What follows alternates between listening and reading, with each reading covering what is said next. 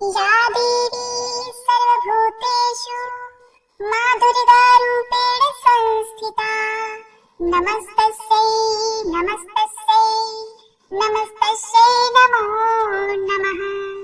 माँ भगवती जगदम्बा दुर्गा की कृपा सदा आप और आपके समस्त परिवार पर बनी रहे।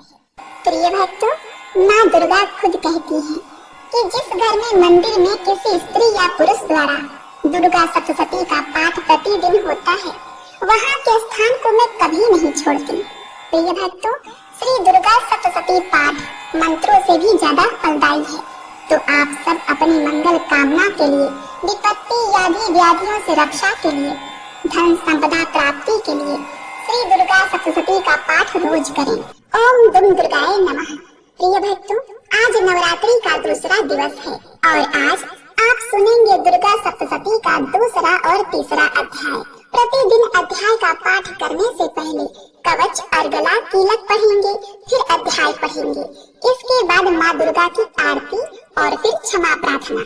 यही क्रम प्रतिदिन रहेगा, क्योंकि ब्रह्मा जी ने साफ शब्दों में कहा है, यदि देवी कवच और गला कीलक के बाद श्री दुर्गा सप्तशती का पठन या श्रवण करें तो साधक की दिनों दिन उन्नति होती है।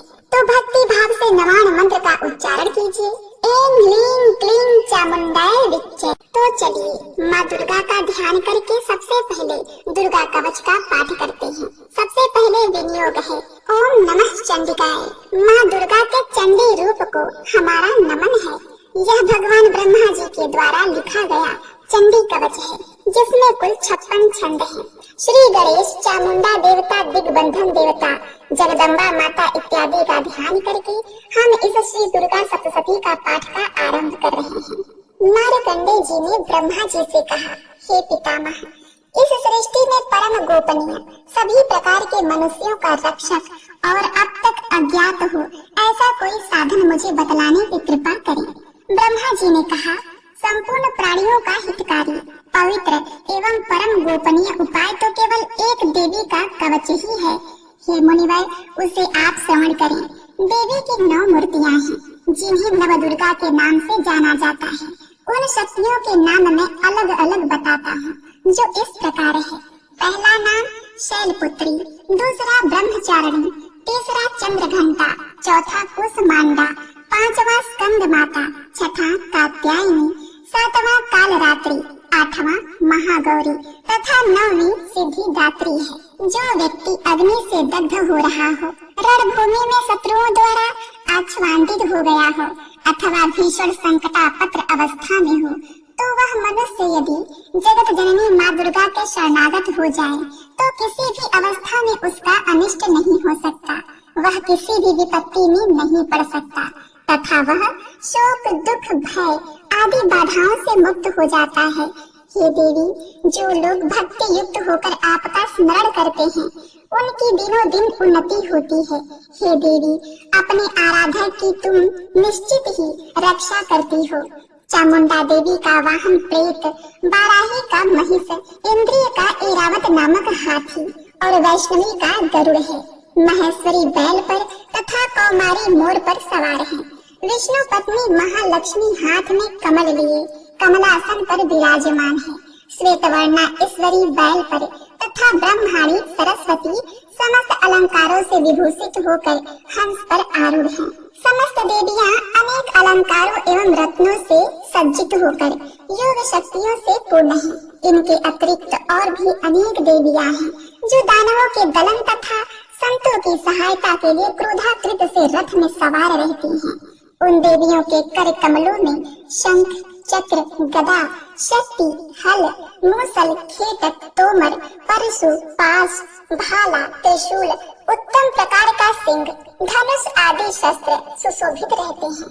उनके शस्त्र धारण का उद्देश्य देवताओं की सुरक्षा, दैत्यों का विनाश एवं भक्तों को अभय प्रदान करना है। महाभयनाशिनी, महाबल, महान पराक्रम एवं महान उत्साह से युक्त हे महारौद्री, तुम्हें प्रणाम है। शत्रुओं को भयभीत करने वाली हे देवी, तुम मेरी रक्षा करो। प्रखर तेज के कारण मैं तुम्हारी ओर दृष्टिपात भी नहीं कर सकता। इंद्रिय शक्ति पूर्व दिशा में मेरी रक्षा करे और आग्नेय शक्ति आग्नेय कोण में मेरी रक्षा करे। वाराही देवी दक्षिण दिशा में, खड्ग धारणी नेत्रंत कोण में, वारुणी शक्ति पश्चिम में तथा मृगवाहिनी शक्ति वायव्य कोण में मेरी रक्षा करे। कौमारी शक्ति उत्तर में, शूलधारणी शक्ति ईशान कोण में, ब्रह्माणी ऊपर तथा वैष्णवी शक्ति नीचे हमारी रक्षा करे। इसी प्रकार शवारूढ़ा चामुंडा देवी दसों दिशाओं में मेरी रक्षा करे। आगे जया और पीछे विजया मेरी रक्षा करे। वाम पार्श्व में अजिता नाम की शक्ति, दाहिनी ओर अपराजिता, शिखा में उद्धोतनी तथा मस्तक में उमा शक्ति मेरी रक्षा करें। ललाट में मालाधारी, दोनों भागों में यशस्विनी, ब्रह्म मध्य में त्रिनेत्रा तथा नासिका में यमघंटा शक्ति मेरी रक्षा करें। दोनों नेत्रों के बीच में शंखिनी, दोनों कानों के मध्य में द्वारवासिनी, कपोल में कालिका तथा कर्ण के मूल भाग में शंकरी शक्ति मेरी रक्षा करे। नासिका में सुगंधा, ऊपरी ओष्ठ में चर्चिका, अधरोष्ठ में अमृत कला और जीभ की रक्षा सरस्वती करें।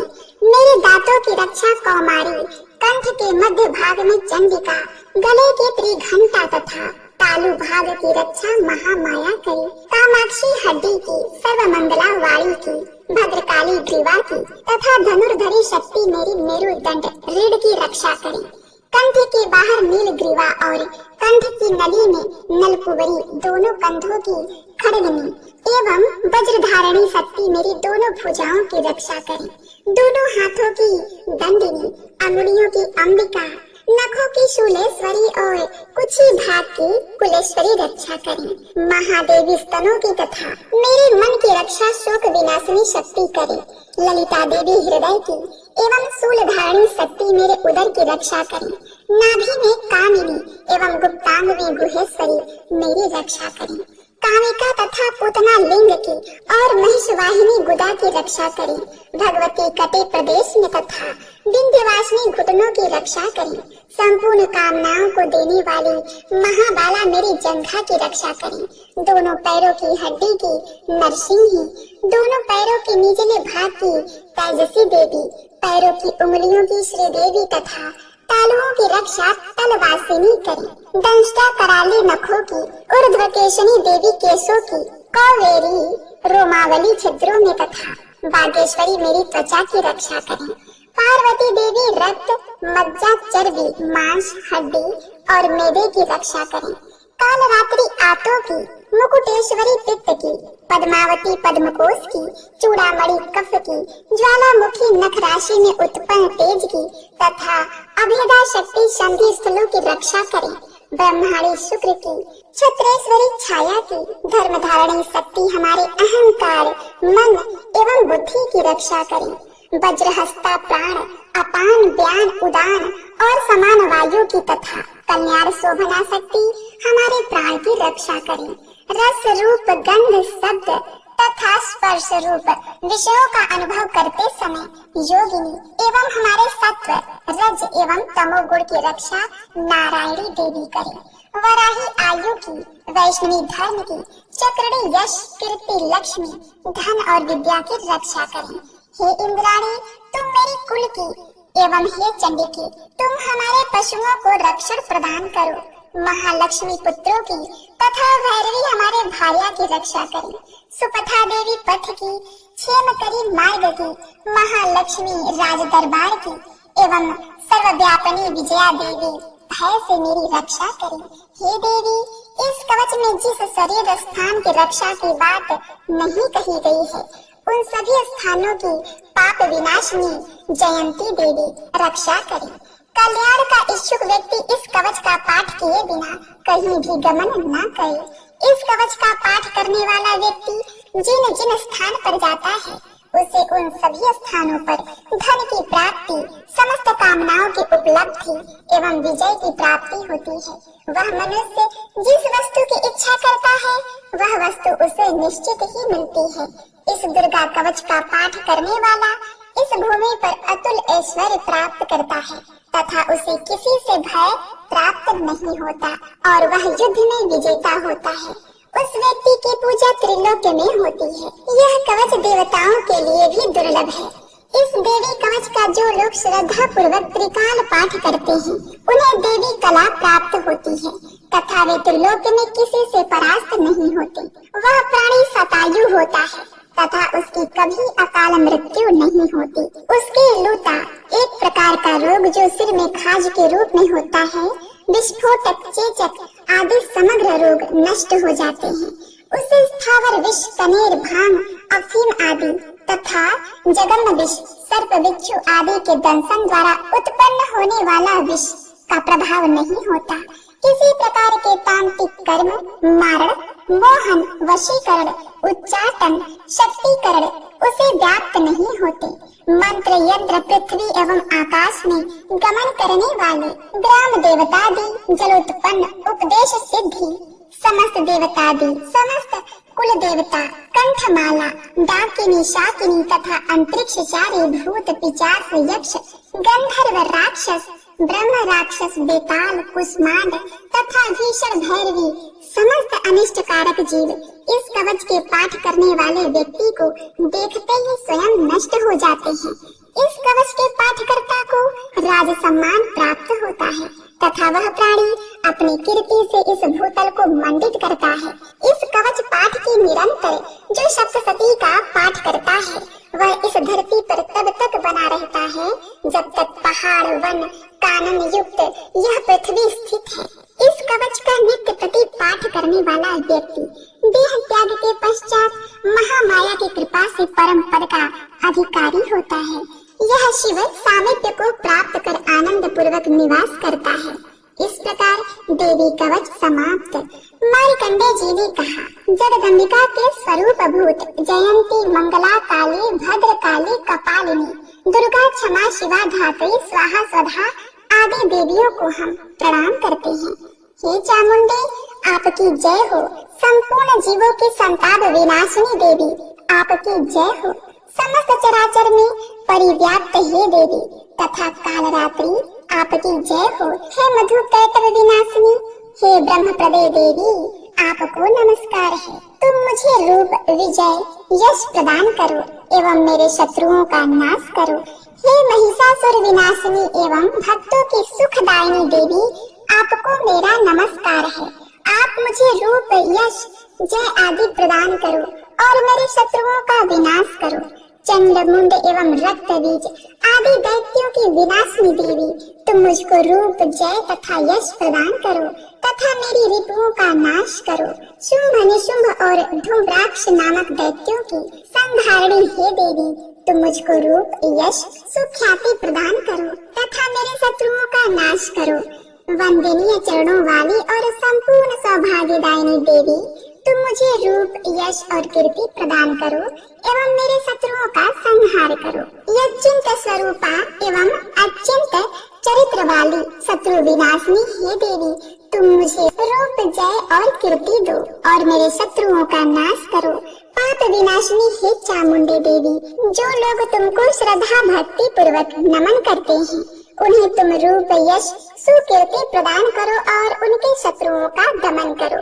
हे व्याधि विनाशिनी चंडिके देवी, जो लोग भक्ति भाव से तुम्हारा अभिनंदन करते हैं, उन्हें रूप, यश और जय प्रदान करो और उनके शत्रुओं का विनाश करो।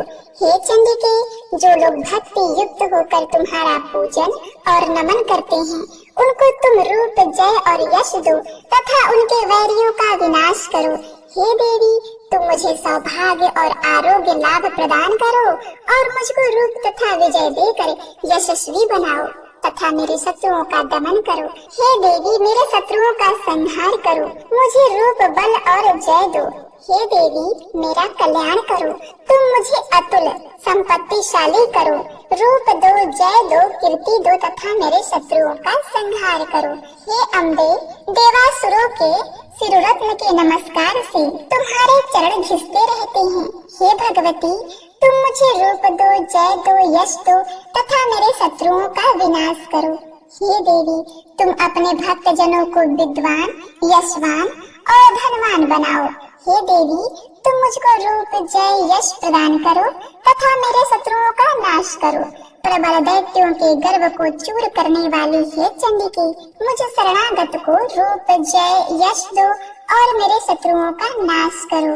हे चार भुजा धारणी, ब्रह्मा द्वारा वंद परमेश्वरी, तुम मुझे रूप, जय, कीर्ति दो और मेरे शत्रुओं का क्षय करो।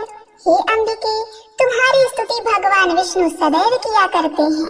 तुम मुझे रूप, जय, यश दो तथा मेरे शत्रुओं का संहार करो। भगवान शिव द्वारा स्तुति की जाने वाली हे परमेश्वरी, तुम मुझे रूप, जय, यश दो और मेरे शत्रुओं का संहार करो। शचीपति देवराज इंद्र के द्वारा शुद्ध भाव से पूजित हे परमेश्वरी, तुम मुझको रूप, जय, कीर्ति दो और मेरे शत्रुओं का संहार करो। अपनी प्रचंड भुजाओं द्वारा दानवों के दर्प को दलन करने वाली हे देवी, तुम मुझको रूप दो, जय दो, कीर्ति दो और मेरे शत्रुओं का नाश करो। अपने भक्तजनों को अत्यंत आनंद प्रवर्धिनी हे अंबिके, तुम मुझे रूप, जय, यश देकर मेरे शत्रुओं का दमन करो। हे देवी, हमारी इच्छा के अनुसार कार्य करने वाली कुलीना सुंदर पत्नी मुझे प्रदान करो, जो संसार सागर से उद्धार करने वाली हो। इस देवी के इस अर्गला स्तोत्र का पाठ कर जो भक्त दुर्गा सप्तशती का पाठ करता है, उसे दुर्गा सप्तशती पाठ करने का संपूर्ण फल प्राप्त होता है तथा भगवती के अनुग्रह से उन्हें प्रचुर धन का लाभ होता है। इस प्रकार अर्गला स्तोत्र समाप्त। मार्कंडेय मुनि ने कहा, जिन आशुतोष भगवान शिव का विशुद्ध ज्ञान ही शरीर रूप है, उनके तीनों नेत्र तीनों वेदों ऋग, यजुर और साम के समान हैं। उन्होंने अपने मस्तक पर अर्ध चंद्र धारण कर रखा है तथा संपूर्ण कल्याण के कारणभूत हैं। ऐसे भगवान शिव की मैं वंदना करता हूँ। यह तिलक सप्तशती पाठकर्ता के लिए सप्तशती मंत्रों के अंगभूत रूप में है। जो लोग इस तिलक का पाठ करते हैं, उनका सदैव मंगल होता है। इस तिलक पाठ से उच्चाटन आदि कर्म सिद्ध होते हैं और इस स्तोत्र के पाठ करने से भगवती दुर्गा उन पर प्रसन्न होती हैं। उच्चाटन आदि कर्मों के सिद्धि तथा भीषण व्याधि विनाश के निमित्त यंत्र, मंत्र, तंत्र आदि कार्यों तथा व्याधि मुक्ति के लिए रसायन आदि औषधियों की आवश्यकता पड़ती है, परंतु इस तिलक के पाठ मात्र से ही बिना तंत्र, मंत्र तथा औषधियों के ही उच्चाटन आदि क्रियाएं संपन्न होती हैं तथा संपूर्ण रोगों का नाश होता है। जहाँ अन्य तंत्रों के जप आदि से जो फल प्राप्त होता है, वही केवल दुर्गा सप्तशती के पाठ मात्र से ही समस्त सिद्धियां उपलब्ध होती हैं। अब आप ही विचार कीजिए कि इन दोनों में कौन सर्वश्रेष्ठ है। इस शंका रूपी प्रश्न के समाधान में भगवान शंकर ने दुर्गा सप्तशती को ही बताया है कि यही दुर्गा सप्तशती सर्वोत्तम फलदायक है। दुर्गा सप्तशती के पाठ मात्र से ही पाठक के पुण्य की अक्षय वृद्धि होती है। ऐसा कहकर भगवान शंकर ने दुर्गा सप्तशती को गुप्त रखा, अर्थात सप्तशती के समस्त मंत्रों को कीलक कर दिया। जो व्यक्ति कृष्ण पक्ष की चतुर्दशी या अष्टमी को स्थिर चित्त से दुर्गा सप्तशती का पाठ करता है, उसका निसंदेह रूप से मंगल होता है। जो लोग अपना संपूर्ण द्रव्य दुर्गा देवी को अर्पित कर प्रसाद रूप में उस धन का उपयोग करते हैं, भगवती निश्चित ही उन लोगों पर प्रसन्न होती हैं, क्योंकि सप्तशती के फल को शिव जी ने कीलक कर रखा है। जो लोग पहले कीलक पाठ करके तत्पश्चात सप्तशती का पाठ करते हैं, वे अंत काल में सिद्ध देवी के पार्षद और गंधर्व योनि को प्राप्त होते हैं। सर्वत्र भ्रमण करते रहने पर भी उन्हें कभी किसी प्रकार का भय नहीं होता, उनकी अकाल मृत्यु भी नहीं होती तथा अंत में वे मोक्ष पद के अधिकारी होते हैं। इस कीलक को समझकर तथा उसका परिहार करने के पश्चात ही दुर्गा सप्तशती का पाठ करना उचित है। इस कीलक के रहस्य को न जानकर जो व्यक्ति सप्तशती का पाठ करता है, उसका अनिष्ट होता है। भगवती के कृपा से ही नारियों को सौभाग्य और संतान सुख की प्राप्ति होती है। इस हेतु इस सप्तशती का पाठ करना आवश्यक है। इस स्तोत्र का पाठ मंद स्वर में करने से संपूर्ण सिद्धियों की प्राप्ति होती है। एतएव सर्वप्रथम कीलक का पाठ करके ही सप्तशती का पाठ करना उचित है। जिस भगवती के कृपा कटाक्ष से मनुष्य को ऐश्वर्य, सौभाग्य, आरोग्य, संपत्ति, शत्रु विनाश एवं निर्वाण पद की प्राप्ति होती है, उस महिमामयी भगवती दुर्गा की स्तुति प्राणी क्यों नहीं करते। इति कीलक स्तोत्र समाप्त। दुर्गा सप्तशती का दूसरा अध्याय।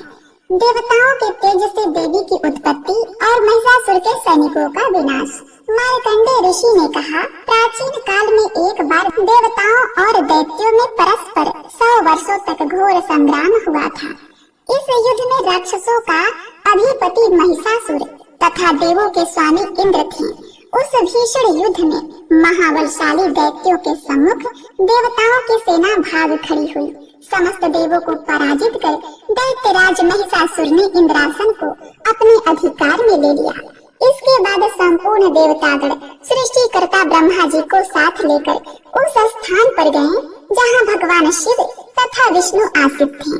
उन देवों से देवताओं ने महिषासुर की विजय तथा अपनी पराजय का वृत्तांत वर्णन किया। देवताओं ने भगवान से कहा, हे भगवान, महापराक्रमी महिषासुर ने सूर्य, चंद्र, अग्नि, वायु, इंद्र, यम, वरुण तथा अन्य सभी देवताओं से उनके अधिकार छीनकर स्वयं ही सबों पर अधिपत्य कर लिया है।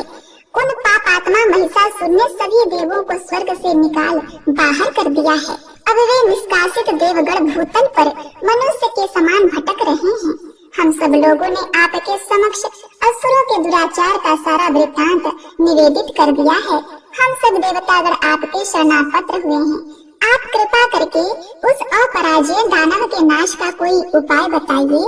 देवताओं के मुख से ऐसी अनहोनी घटना सुनकर भगवान विष्णु और शिव जी दानवों पर अत्यंत कुपित हुए, जिसके फलस्वरूप उन देवादिदेव के भवें कुंठित हो गई और उनकी मुखाकृति वक्र हो गई। तब अत्यंत क्रोधाविष्ट भगवान विष्णु के मुख से एक महान तेज का उदय हुआ। तदवंतर ब्रह्मा तथा शिव जी के शरीर से भी उसी प्रकार का तेज निकला। इसी प्रकार क्रमशः इंद्र आदि देवों के शरीर से भी इसी प्रकार का तेज निर्गित हुआ। तत्पश्चात वे सभी तेज पुंज एक में मिलित हो गए। अब वह महान तेज पुंज ज्वलंत पर्वत के सदृश दिखाई पड़ने लगा। देवताओं ने देखा कि उससे दहकती हुई ज्वालाएं निकलकर दिग दिगंतों में फैल रही है। संपूर्ण देवों के शरीर से निकला हुआ वह तेज पुंज अद्वितीय था। वह तेज पुंज संयुक्त रूप से एक नारी के रूप में बदल गया और अपने प्रकाश से प्रकाशमान होकर त्रिभुवन में छा गया। भगवान शिव के शरीर से निर्गत तेज के द्वारा महामाया देवी की मुख की उत्पत्ति हुई। यमराज के तेज द्वारा भगवती के शरीर के केश उत्पन्न हुए और भगवान विष्णु के तेज से उनकी भुजाओं का निर्माण हुआ। चंद्रमा के तेज से स्तन, इंद्र के तेज से कटी, वरुण के तेज से जांघ एवं पैरों की पिंडलियां और पृथ्वी के तेज से नितंब निर्मित हुआ। ब्रह्मा के तेज से दोनों पैर तथा सूर्य से उंगलियों का प्राकट्य हुआ। अष्टवसुओं के तेज से हस्तांगुलियां और कुबेर के तेज से नासिका का निर्माण हुआ। प्रजापति के तेज से दंत पंक्ति तथा अग्नि के तेज से त्रिनेत्रों का प्रादुर्भाव हुआ। संध्या के तेज से दोनों भौहें और वायु के तेज से कान उत्पन्न हुए। इसी प्रकार अन्य सभी देवों के मिलित तेज से देवी के संपूर्ण अवयवों का निर्माण हुआ। समग्र देवों के संयुक्त तेज से प्रकट हुई उस देवी की मूर्ति देखकर महिषासुर द्वारा संतप्त देवगण अत्यंत प्रफुल्लित हुए। भगवान शिव जी ने अपने विशिष्ट अस्त्र शूल में से एक शूल देवी को अर्पण किया। भगवान विष्णु जी ने अपने चक्र की सहायता से नवीन चक्र का निर्माण कर देवी को दिया। वरुण ने शंख, अग्नि ने शक्ति, वायु ने धनुष बाण से पूरित 2 तरकश उन्हें प्रदान किया। देवराज इंद्र ने अपने वज्र द्वारा निर्मित वैसा ही एक वज्र तथा ऐरावत हाथी से एक घंटा उतार कर अर्पित किया। यमराज ने काल दंड से प्रादुर्भूत दंड, वरुण ने पास फंदा, प्रजापति ने स्फटिक एक प्रकार की मणि की माला और सृष्टिकर्ता ब्रह्मा जी ने अपना कमंडलू देवी को अर्पित किया। सूर्य देव ने अपने संपूर्ण किरणों का तेज देवी के समस्त रोमकूपों में भर दिया। काल ने उन्हें अपनी विद्यमान तलवार और ढाल दे डाली। क्षीर सागर ने उज्जवल हार, कभी मलिन न होने वाले 2 दिव्य वस्त्र, दिव्य चूड़ामणि, 2 कुंडल, कड़े, समुज्वल अर्धचंद्र भुजाओं में धारण करने का, बाहुओं में पहनने का एक प्राचीन आभूषण बाजूबंद अर्पित किया। दोनों चरणों में धारण करने के लिए निर्मल नूपुर, पाजेब, गले की उत्तम हसली और सभी अंगुलियों में पहनने के लिए रत्न जड़ित अंगूठियां भी प्रदान की। विश्वकर्मा ने देवी को अपना स्वच्छ परशु फरसा दे दिया। इसके साथ ही उन्होंने अनेक प्रकार के अस्त्र और अभेद कवच उन्हें दिए। इन सभी अस्त्रों के अतिरिक्त उन्होंने मस्तक और वक्ष पर धारण करने के लिए सदैव हरी भरी बनी रहने वाली कमलों की माला प्रदान की। सागर ने उन्हें सुंदर पद्म पुष्प दिया और हिमाचल ने उनके वाहन के लिए सिंह तथा अनेक रत्न आदि भेंट किए। धनपति कुबेर ने देवी को मधुपूर्ण पात्र अर्पित किया।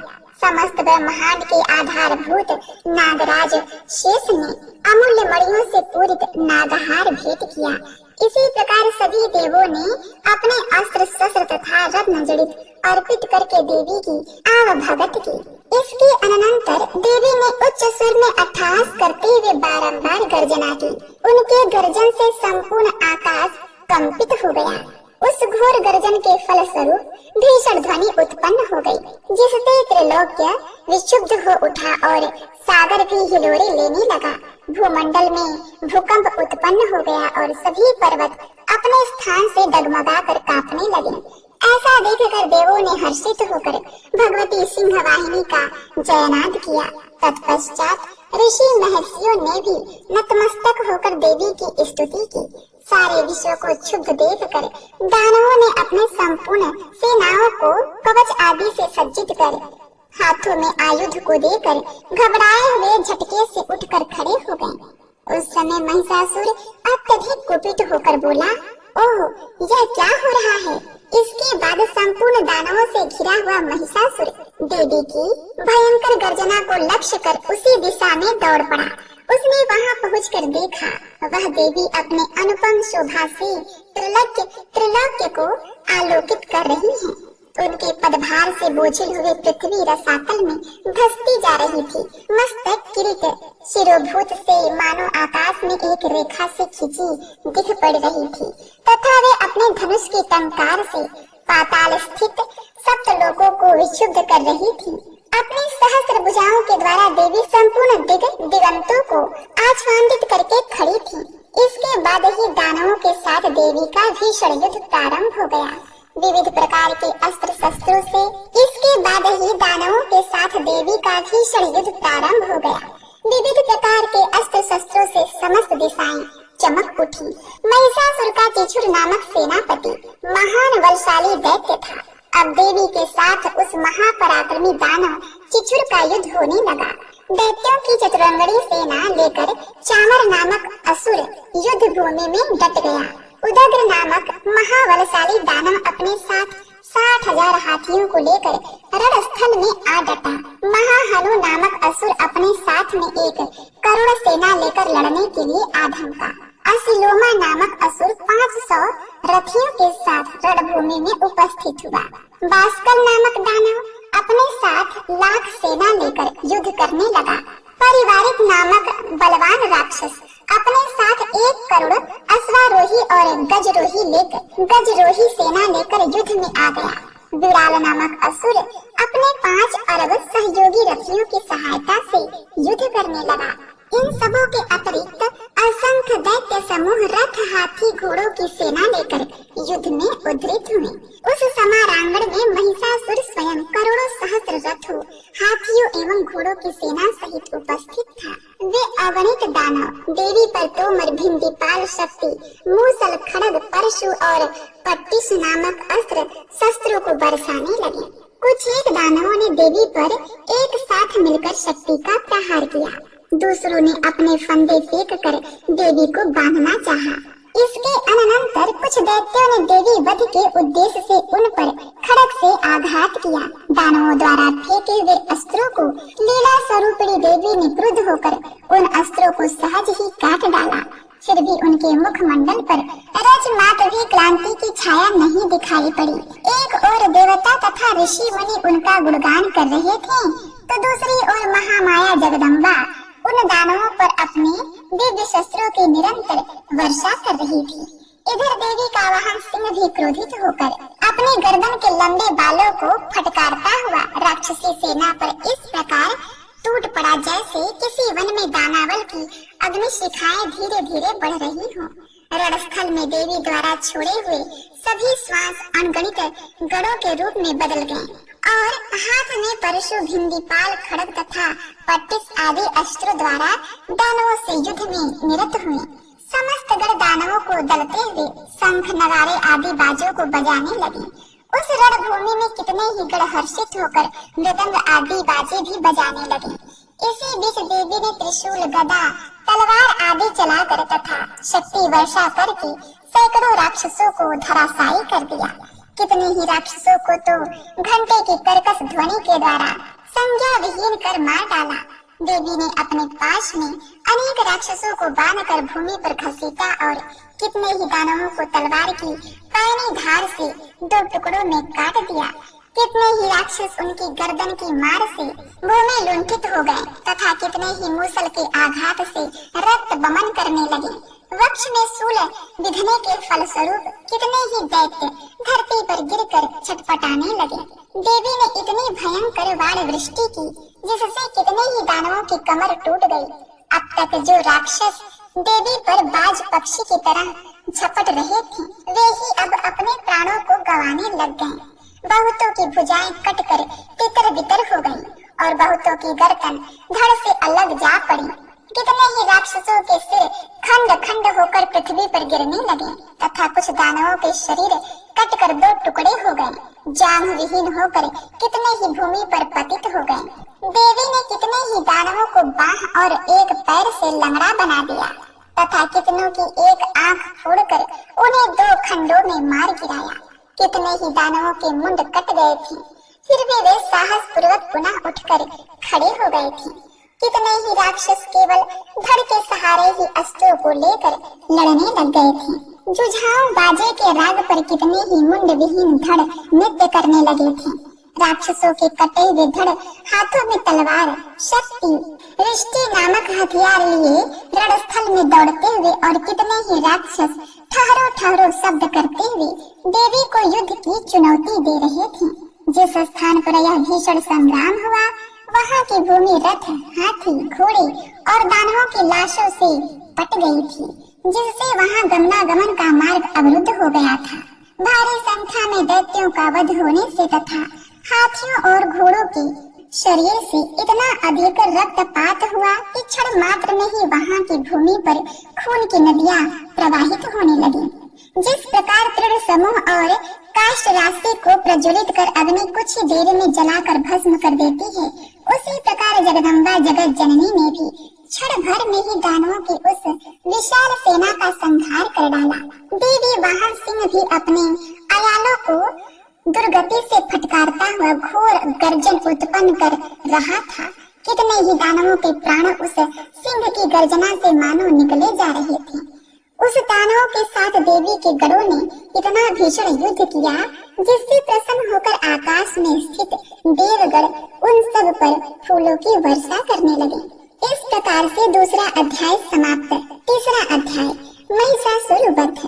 इसके बाद ऋषि ने कहा, अपनी सेना का विनाश होते देखकर सेनापति जिचुर अत्यंत क्रोध की मुद्रा में देवी से युद्ध के लिए उनके सामने आ खड़ा हुआ।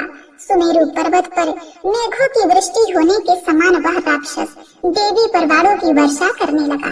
तब देवी ने उस राक्षस के समस्त बाणों को सहज में ही काट गिराया और सारथी सहित उसके रथ और घोड़ों को भी मार डाला। इसके पश्चात उस महाबली दैत्य की ध्वजा तथा धनुष को काट दिया। धनुष विहीन उस राक्षस को देवी ने अपनी बाण वर्षा द्वारा विद्ध कर दिया। वह राक्षस अपने धनुष तथा रथ के विनाश से व्यथित होकर तलवार और ढाल लेकर देवी पर टूट पड़ा। उसने अपनी तीक्ष्ण तलवार से देवी के वाहन सिंह पर प्रहार किया और साथ ही शीघ्रता से देवी की बाईं भुजा पर भी।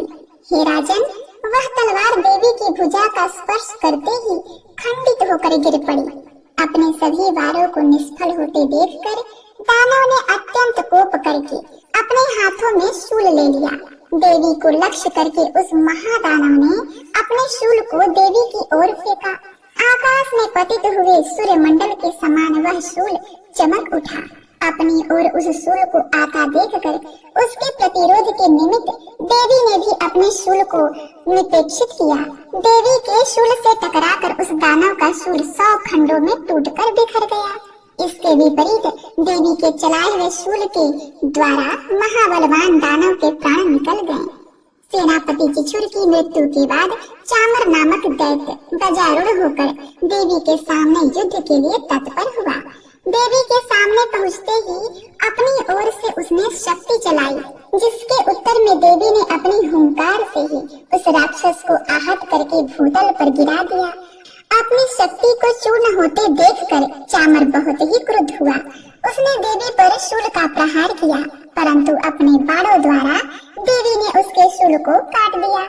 इतने में अवसर देखकर देवी के सिंह ने हाथी के मस्तक पर छलांग लगाई और दानव के साथ भयंकर युद्ध करने लगा।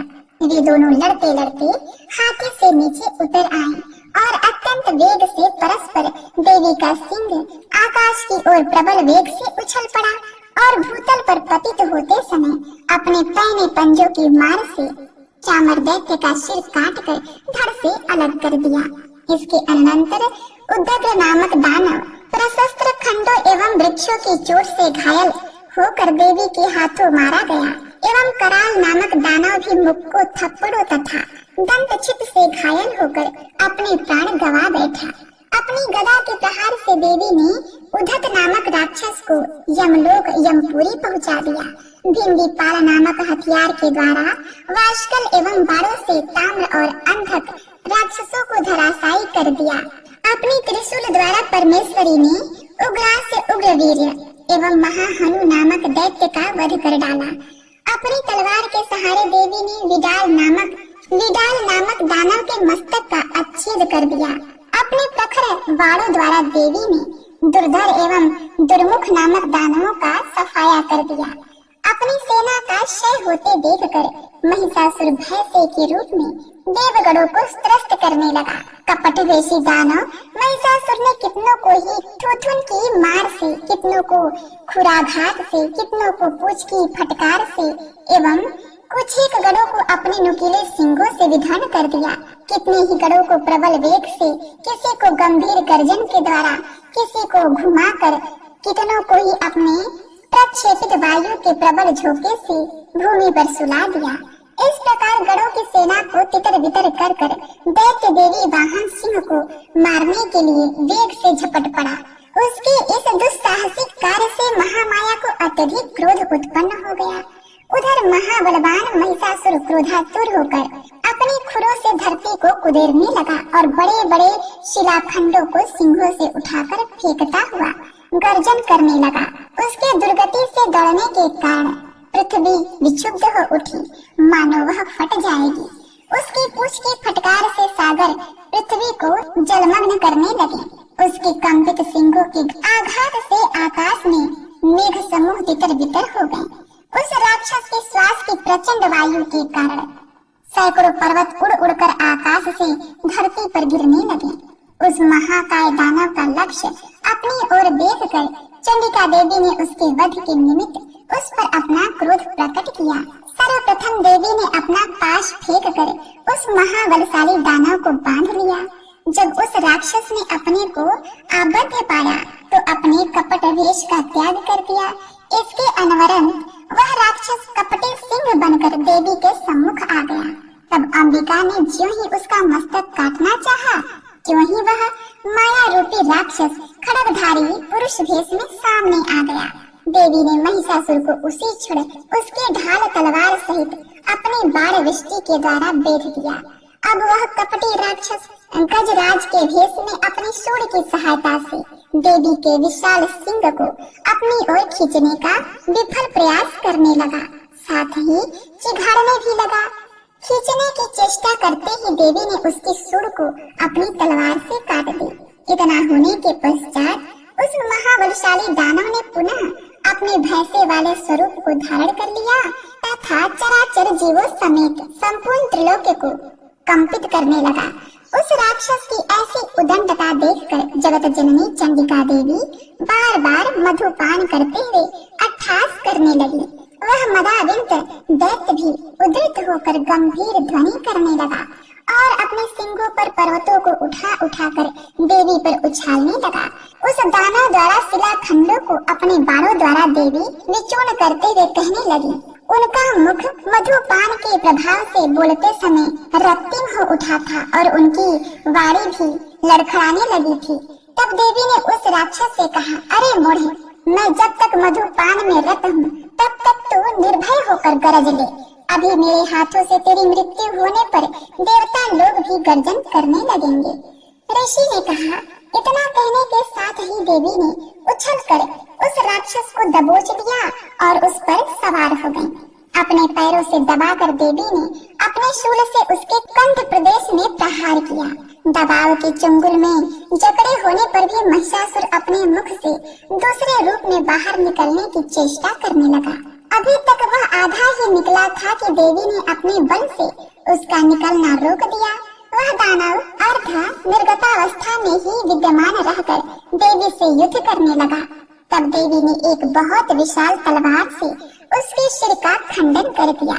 महिषासुर का वध होते ही उनकी बची खुची सारी सेना रणस्थल से पलायित होने लगी। इधर उसकी मृत्यु से संपूर्ण देवतागण अत्यंत आनंदित हुए। तदनंतर देवों ने दिव्य ऋषियों के साथ सामूहिक रूप से भगवती देवी का स्तवन किया। गंधराज हर्षित होकर गायन करने लगे एवं देवांगनाएं नृत्य करने लगी। इस प्रकार से तीसरा अध्याय समाप्त हुआ। इस प्रकार से मार्कंडेय पुराण में सावर्णिक मनवंतर की कथा के अंतर्गत देवी महात्म्य में महिषासुर वध नामक तीसरा अध्याय पूरा हुआ। ओम नमः चंडिका। और अब आप सुनेंगे माँ दुर्गा की आरती। प्रिय भक्तगणों, आइए अब श्रवण करते हैं माता पार्वती की आरती। जय पार्वती माता मैया, जय पार्वती माता, ब्रह्म सनातन देवी शुभ फल की दाता। जय पार्वती माता, जय पार्वती माता, जय पार्वती माता, ब्रह्म सनातन देवी शुभ फल की दाता। जय पार्वती माता, अरिकुल पद्म विनाशिनी, जय सेवक त्राता, जग जीवन जगदम्बा, हरि हर गुण गाथा। जय पार्वती माता, सिंह को वाहन साजे, कुंडल है साथा, देव बधू जस गावत, नृत्य करत ताथा। जय पार्वती माता, सतयुग रूपशील अति सुंदर, नाम सती कहलाता। हिमाचल घर जन्मी, सखियन संग राता। जय पार्वती माता, शुंभ निशुंभ विदारे, हिमाचल स्थाता। सहस्त्र भुजा तनु धरि के, चक्र लियो हाथा। जय पार्वती माता, सृष्टि रूप तुही है, जननी शिव संग रंग राता। नंदी भृंगी विनीलहि, सारा जग माता। जय पार्वती माता, देवन अर्ज करत, हम चित को लाता। गावत बेताली, मन में रंग राता। जय पार्वती माता, श्री प्रताप